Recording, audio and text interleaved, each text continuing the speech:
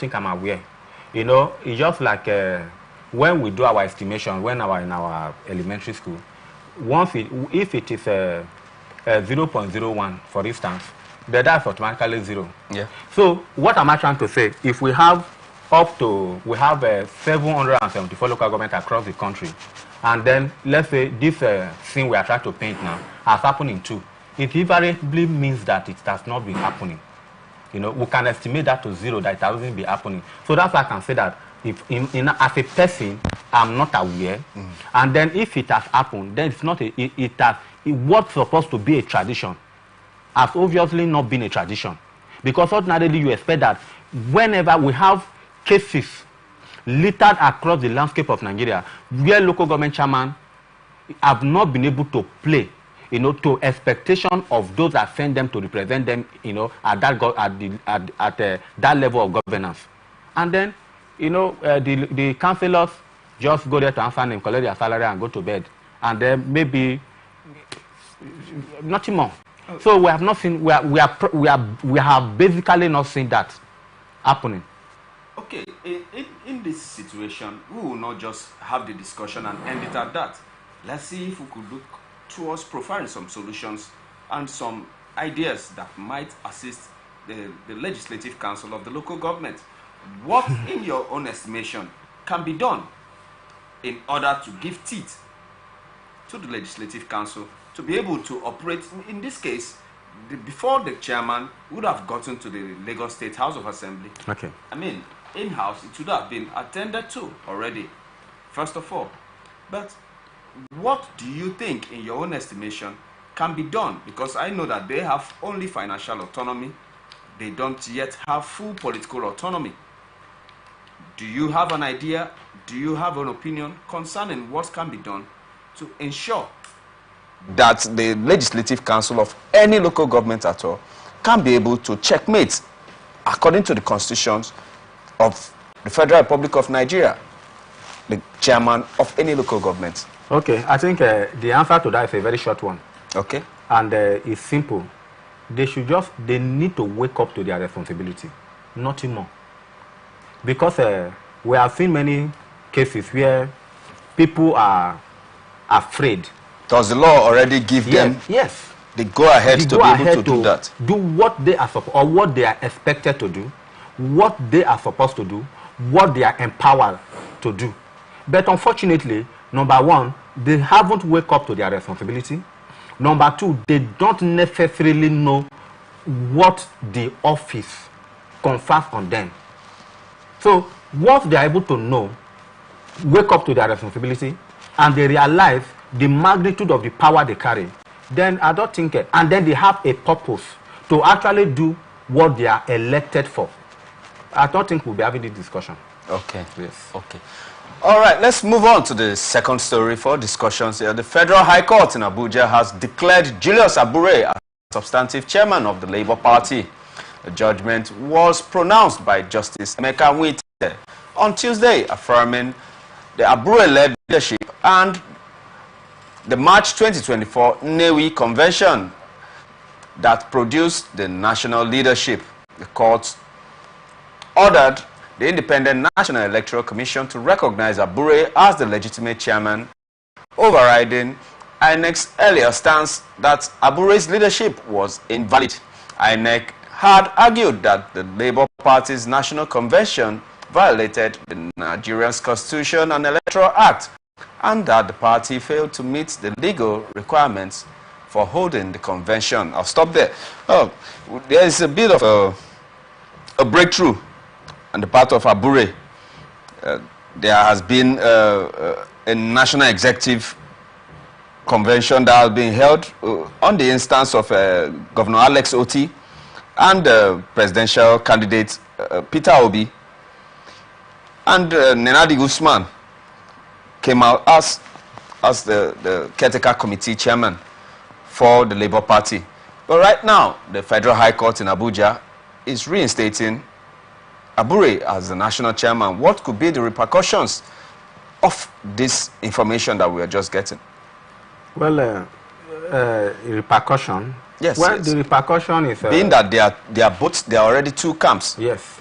And him having a court validation will bring up some shake-ups. What do you think will be the ripple effect of this information? The ripple effect is that we are going to have legal tussles upon legal tussle. Are we talking about the Supreme Court? I mean, the court that passed this judgment that reinstated Abure. Is it the Supreme Court? No, Federal High Court. So it's Federal High Court. So, yes. You know, you don't expect the ordinary Nigerian politician to lie low and then allow what it is to be. Yes. Now, today, as far as the eye of the law is concerned, Abure is back as the local government chairman of, as the national chairman of Labour Party. Yeah. Now, we will not be expecting Usman, right? Usman. We will not be expecting him to lay low by the antecedent of the average Nigerian politician. Okay. So the next we are going to be hearing is that Abure is heading to Appeal Court. And then whoever that will be able to have a superior argument in the eyes of the judges there, we carry the day again. And then you'll be hearing tomorrow that the court has stepped down Abure. And then at the same time, you are going to also be having the Abure going to whoever that lose at that level is likely going to approach the Supreme Court for us to now have a final verdict. And then it may not stop there, and that is where I'm more concerned. Because if Mr. A and B are trying to hold on to something very, very strong, and then whoever that loses most of the time, as far as our politics is concerned, become a spoiler. We have seen that time and again. So we are going to, now the ripple effect, the high point or the peak of the ripple effect is that this is not a welcome development as far as the fortune of the Labour Party is concerned. And this is where I keep on saying it. You know, Nigeria generally is lacking, the political space in Nigeria generally is lacking in leadership, is lacking in purposeful leadership. And the Labour Party is not as proven that it is not an exception. The Labour Party has consistently, when I say the Labour Party, I mean all those that represent the face of Labour Party, from the chairman to the governors to the assembly members to then above all of them is the presidential presidential candidate of that party in 2023. They have proven beyond reasonable doubt, as far as I'm concerned, that they are not in any way the solution to the problem of this country. They are, you know, I called attention of people that try to, hey, obedience this, Peter Obi this, Labour Party that, you know, I called their attention. If Peter Obi and those who are, and the other leaders of Labour Party cannot come together and hold Labour Party together, tell me how they want to convince a right-thinking human being in this country that they have the solution to the problem of Nigeria. Please, they should just go and rest and allow us be. They should stop deceiving the gullibles. So the ripple effect is that this will only dent the fortunes of Labour Party heading to 2027. And then, most importantly, they are consistently losing the support, the belief the public have for them and have in them, respectively. They are consistently losing it. And it is not a good thing. Because in 2022, 2023, during the electioneering, you know, some persons, right-thinking people, we are thinking that this may likely going to be a new dawn. Then if whatever achievement that the Labour Party built in 2023 can be consolidated upon heading to 2027. But unfortunately, whatever they are built, they've removed the roof, they've removed the block, and what we are just seeing is a foundation, not just a foundation, but it's a shaky one at that. Okay, I want to deviate a little bit, okay, but still on course. The October 5th elections in Rivers State has come and gone. I mean, Action Alliance was able to clinch at least one ticket from a chain. Everywhere, as a matter of fact. The APP was able to get the rest of them. But Labour Party was on the ballot. What happened to the fortunes of Labour Party, the almighty Labour Party in Rivers State? Okay. Why didn't we see anything, not even one, not even a councillorship seat in Rivers State? Across the whole country. Across the whole state. Yes, yes. I mean, it came as a bit of a shocker. I don't know if you have anything to say concerning that result. I want to ask. Okay. Was there election in Rivers State? Having said that, I would not like to dwell on that. Maybe another time. It's all right. We can take our time to look at what happened on the 5th of October, 2024 in Rivers State. Okay, then I'll pause there. Yes. I'll pause there. We'll have to discuss that on its own merit. All right, let's move on to the next. I'm sorry for cutting you. If there was election in Rivers State, then we should not be talking about the fortunes of Labour Party. That's on it. that election. I get your point. If there's a big question mark, then we should spare Labour Party the blushes. Okay. Right now, yes. Thank you. I get your point. Yes. I get your point, and I agree. I agree. All right, let's go on. The All Progressive Congress has dismissed concerns over a potential alliance between the New Nigeria People's Party, NNPP, the leader of the New Nigerian People's Party, Rabiu Kwankwaso, and the Labour Party's Peter Obi ahead of the 2027 presidential election. According to the APC, the alliance is not a threat to its dominance. And speaking in an interview with the press on Monday, the APC's National Publicity Director, Bala Ibrahim, confidently stated that the proposed alliance will likely fail, just as it did prior to the 2023 presidential election. He cited the lack of trust between Obi and Kwankwaso as a significant barrier, stressing that neither politician would be willing to step down in their pursuit for the presidency. Your thoughts? Okay. Well, the concluding part of that essay is that neither Peter Obi or Musa Kwankwaso will be willing to step down for the other. You know, we saw that thing playing out during the 2020 prelude to 2023 election, general election, where there were insinuations that why Peter Obi left the PDP for the Labour Party was because, you know, some elements or some aspirants in PDP refused to step down for him to be the undisputed flag bearer. And then during that period, you know, political permutation, you know, there was insinuation that there could be an alliance between Peter Obi and Kwankwaso. Now, the chance of the alliance is who is going to wear the flag, who is going to carry the flag, who is going to be in front of the queue. And then none of them was decisive and said, okay, I will let go.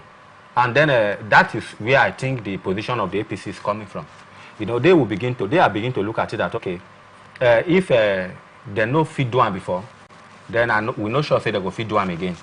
And then we are going to still see a house that is massively, not just divided, but massively divided against itself.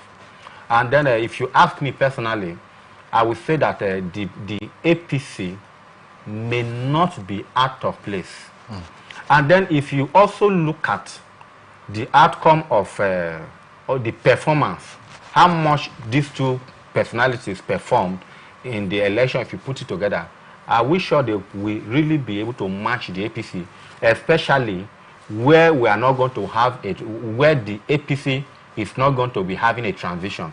Because in 2023, we were looking at a transition, you know, from one leader to the other. But in 2027, we are going to still have a situation where no matter how we perceive the strength of the current president of the country to carry on, especially to withstand the rigors of the campaign, you know, we are not going to be, he is going to be is going to, as long as he expresses interest, is going to be the undisputed flag bearer. So then meaning that there is some level of unity and direction of purpose in the APC already. So when you put all this together, then you will now understand where the confidence of the APC is coming from. Then you also marry it to the fact that, you know, one of these personalities that wish to come together, you know, there are also insinuations that we may get to a point where we will have some other candidates, you know, or some other aspirant trying to, you know, get the attention of either of them to come in with him or her, as the case may be. Yeah. Then what is going to happen is that we may go to have a long drawn you know, attempt at having an alliance that in my own view or forecast will still fail. So the APC, as far as I'm concerned, they are in order. APC is in order? Yes. No alliance from both parties? Whichever party in Nigeria will be able to withstand them. As far as I'm concerned, they are in order. And then they are not in order because they are doing well. They are in order because these other parties fail over time, currently, woefully, to put their house in order. That's just it. Oh, I get your point. Yes. But still on that, I still see that the APC still has their issues. But you are very confident that irrespective of the issues that the APC has, being the ruling party, they will be able to surmount their own difficulties to be able to counter whatsoever political opposition that they have concerning 2027. One will easily ask, what are the issues that the APC is having? They have a national chairmanship issue? Yes, I'm going there. Yes. Going there. What are the issues that the APC is having? The issues that the APC is having, in my opinion, are issues that can easily be papered over. For instance, we are looking at the performance, because if we are talking about their internal wrangling, to me, those are just mere rhetorics to, distract the attention of the public. Now, what we should be looking at is their performance, as far giving back to the country the supposed confidence that the people of this country, repose on them in 2023. Now, and unfortunately for us, that is subjective. As many people, in this country that are going to cry about the inadequacies, the shortcomings of the current administration, that is also how we are going to have a lot of mouthpiece that will be telling you that they are doing well. In fact, they will tell you that the only reason why the APC is not doing well currently is because of how the past government, since time immemorial, since 1914 that we had our amalgamation, that is the reason why the APC is not performing as it is today. That if at all there is anything like the APC is not performing, that is the reason. Then they will tell you that the reason why the dollar keep on going up today is because of the way Lord Lugard amalgamated this country in 1914. They will tell you that the reason why we see pocket of queues in our filling station today is the same reason. The reason why the cost of food items keep on increasing in the market. Personally myself, I don't like talking about all this perennial problem in the society. But we cannot run away from them. Now, but we are going to have people that will rise to the defense of the current government, to tell you the reason why all the things we are observing as effect today is the way they are. Okay. Yes. Okay, let's go on to the next story. The organized labor comprising of the Nigeria Union of Local Government Employees, National Nigeria Union of Teachers, NUT, and the Nigerian Union of Pensioners, NUP, has proposed a staff redistribution, placement and auditing exercise to ascertain the actual numbers of local government workers, primary school teachers and pensioners in all the 774 local government areas nationwide under the Joint Action Committee of the local government-based unions. They also recommended an embargo on recruitment of new staff into the local government, including teachers, for 1 year from the date of the Supreme Court's judgment on direct payments to ensure stability and consideration. These are parts of the recommendations the JAC aimed at effective operations of local government during the direct remittance of federal allocation following the recent Supreme Court granting of financial autonomy to the local governments. All right, now the organized labor is positioning themselves and also still pleading with the federal allocation, Federation Accounts Allocation Committee to not directly give their own funds to the local government chairman, but to give directly to them. And before that, there should be a moratorium already. There should be a suspension of recruitment of local government staff and an audit of present staff. What do you have to say concerning this information? Okay. So what they want us to understand now is that they, the authority, do not have a record, or they do not have a reliable record as far as the staff base or at the local government level is concerned. I think to me that is really worrisome, because you are fighting about minimum wage increase and what have you, and then you don't even know your staff strength. You don't even know if what you are proposing, the government of the day will be able to foot it in line with the staff strength at the local government level. So to me, that is a big worry. You know, that is even something for, you know, for us to be talking about, for us to be giving attention to, you know, before we even talk about the issue they are trying to raise, for there to be audit, you know, the staff of the primary, of the schools, of a National Union of Road Transport Workers, and what have you. So it's a concern. But that aside, they are in order. They are in order in the sense that it is important that now that it's like this is a new paradigm of financial autonomy to the local government, then it should not be business as usual. Then we're also looking at a situation like in 2019, there was one thing that was, in 2015, after the 2015 general election, there was something that was very common across the country, where in trying to cut cost of governance, a lot of governors and other heads of parastatals and what have you try to do an audit of the similar one they are calling for, to know how many people actually the staff or staff members. You know, not just knowing the number now. If actually those who are staff, and then we were hearing rows and rows of ghost workers across the country. So to me, if that is the direction they are going to, it will make a lot of sense, you know. Then because we are trying to see how the public space can be purged of corruption. Yeah. So if they are calling for the audit, and then the audit will help us in this direction of trying to see how the local government staff base or system can be sanitized, then it's a good one. But more importantly, this is something that's supposed to be at their fingertips before this time.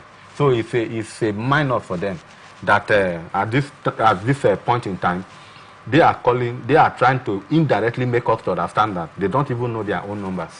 So to me, that's unfortunate. Okay, but I do know that there are still issues to iron out concerning this topic.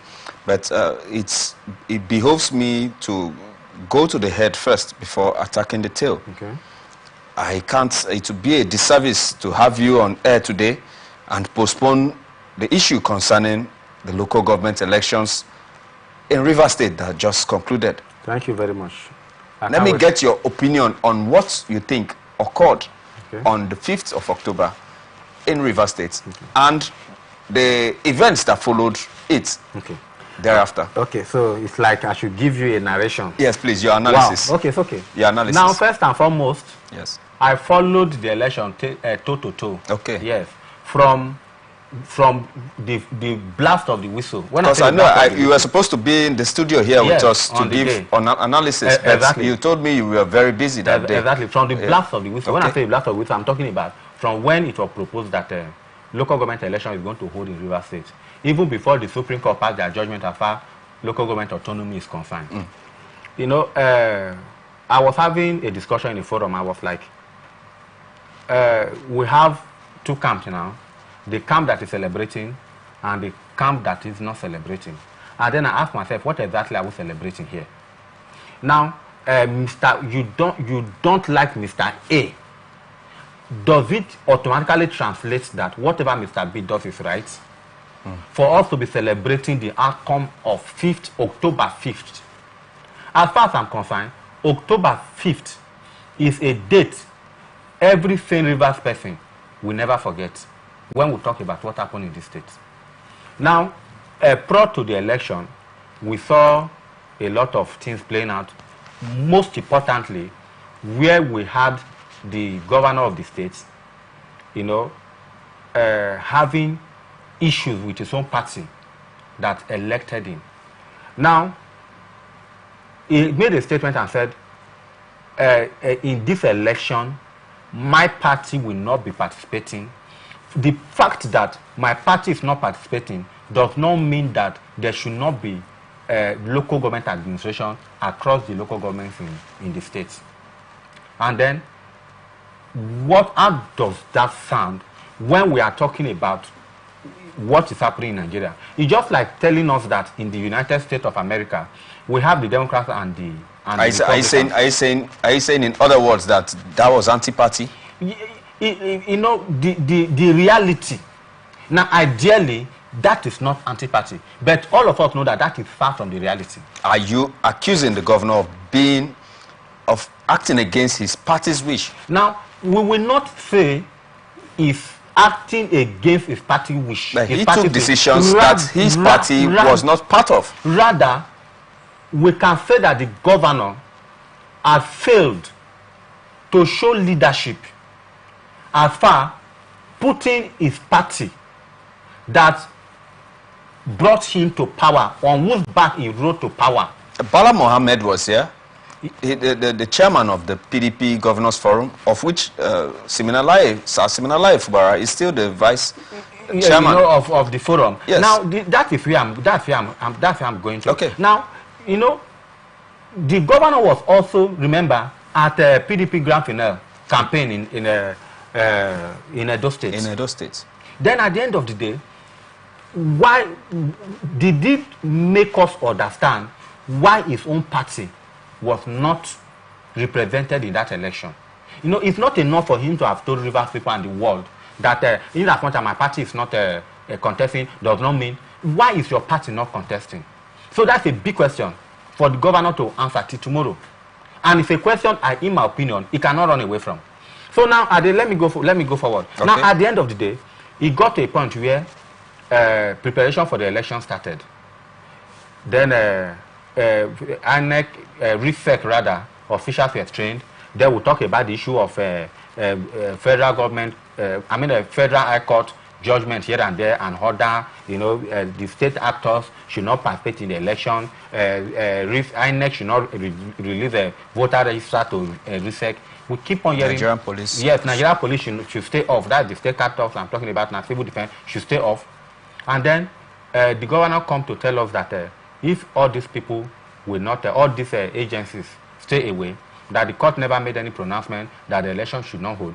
And as a matter of fact, that he will bring his own security as the chief security officer of the state. He have the capacity to raise whatever security he decides. And then some persons in some quarters were even insinuating that a local vigilante, popularly known as suspect across the landscape of the state, should be used to, secure the election. Was Ospak used to secure the election? Well, I never saw anything like that, but I think that was the reality in some quarters. But I cannot make a confirmation because I cannot be in the comfort of my area where generally election did not hold and then see what happened across the state. Why did you say election did not hold? Yes, I was in the field. I actually took my time. I have photo shots of a lot of the polling units. They were and empty? Then the time in which those shots were made are all recorded by the side of the photo shots. So have you made any recommendations to INEC? Yes, or to RISEC concerning it? Yes, we'll come to that. Okay. We'll come to that. So now, at the end of the day, election actually held in some places. I even have a confirmation of some persons telling me that they went to the field and result sheets were not given to them. We had that. Now, what pivotal event that happened prior to the election, a date to the election, was when we saw the governor on the camera complaining about some policemen who came to do whatever at the RISEC strong to see if whether he was alleging that they are going to cut away the materials and all the rest of them. And then we saw a lot of things that ordinarily, is unbecoming of a leader, of the capacity of the governor of a state. I don't want to start recounting all of them here, because to me, those things were more or less like bedroom language, being, a release to whoever that care to listen. Because by the time you start telling the world that you don't understand the relationship between the Special General of Police and the one man that claimed that he owned River State, like I begin to ask myself, what does that mean? Or does such a statement, is it called for? You know, are we trying to say that the said one man that owned River State was the one that instructed the Inspector General of Police to do what have you? Do you have those facts as the governor? So that's why I refer to those things as bedroom language.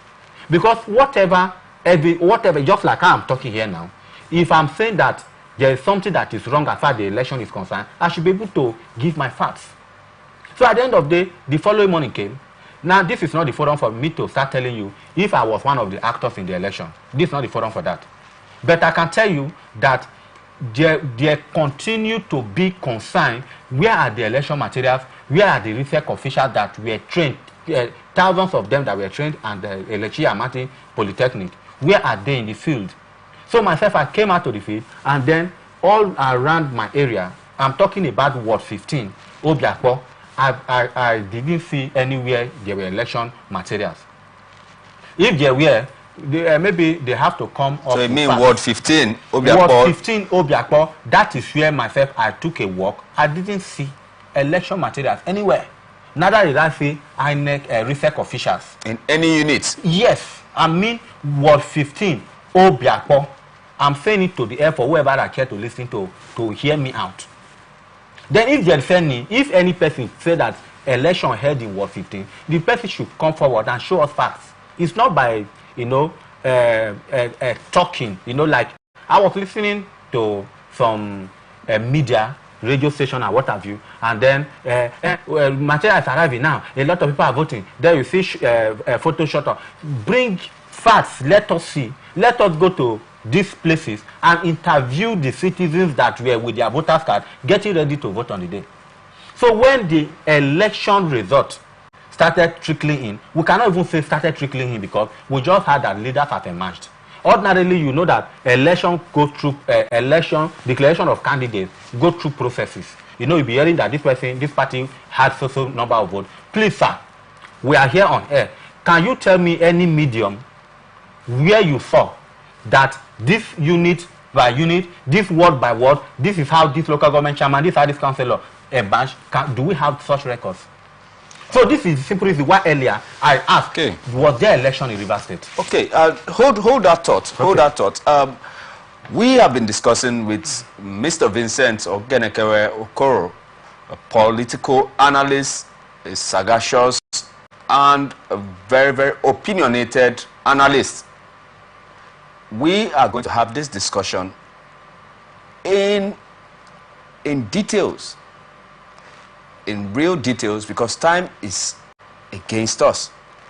Well, I want to use this opportunity while thanking Mr. Vincent Ogenekere Okoro for coming and spending a bit of your time and brains on our show. We want to plead on you to make it a date with us next week again. Always a pleasure. For a full rundown of exactly what happened. I know we were supposed to be together on Saturday. On Saturday, yes. For a full rundown of this. But because of these activities which you are mentioning now, and we have not had the opportunity to see since then.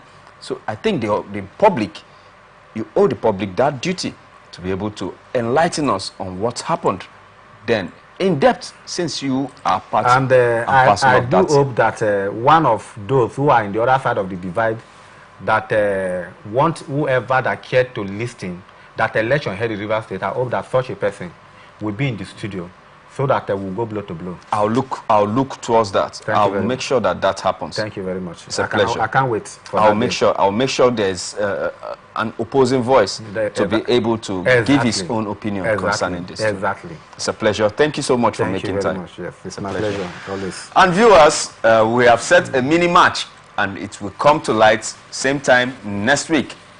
But before then, stay connected on our ATN socials, Facebook and YouTube, Atlantic Television Network, Instagram and TikTok, Atlantic TV Network 1.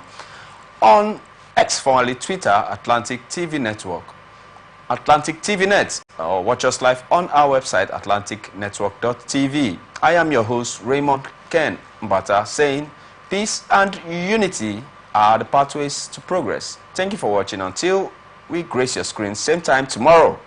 Stay tuned and stay blessed. By history, we are one people, all of us. Leaders, politics. Nobody's ambition is what's the blood. I have fought a very firmly.